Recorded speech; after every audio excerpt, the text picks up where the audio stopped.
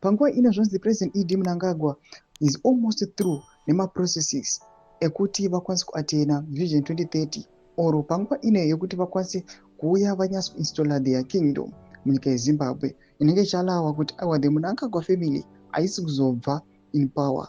We do not know what they are planning, but according kune evidence yataona panguva ino iri kupostiwa nevakomana vepresidential under 2030 task force iri kuona kunzi iri against zvigananda vari kuuya vachiuya vachitaura nemhando rekuti aiwa support Vision 2030 at your own risk. And the 2030 is not doing this for the betterment of Zimbabwe. Don't forget to subscribe or like or turn the bell icon. Dipinda vanopost pictures amuri kuona aiwa these documents amuri kuona ane mastamps amuri kuona in the video nerakanzi ED 883 munhu mutapa day which was last year. Panguva ino vanobuda nyora chiti ED is almost through with the processes of turning Zimbabwe into his own kingdom, but people are quiet about it.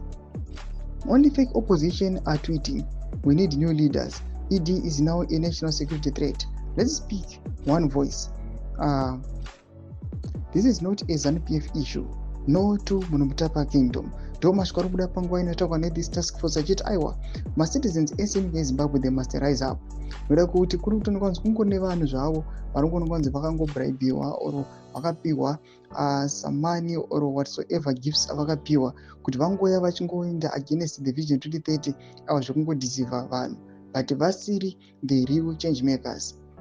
Panguva inoi vari kuti this is not an issue or chaos iri muruling party ZANU-PF, but panguva inoi it must be a nationwide problem yekuti citizen wese ngaakole against the Vision 2030. Ndo masvika nobuda nyuko panguva ine atiri kuona kuti aiwa vari kuti this is now a done deal panguva inoi, and they are not backing off.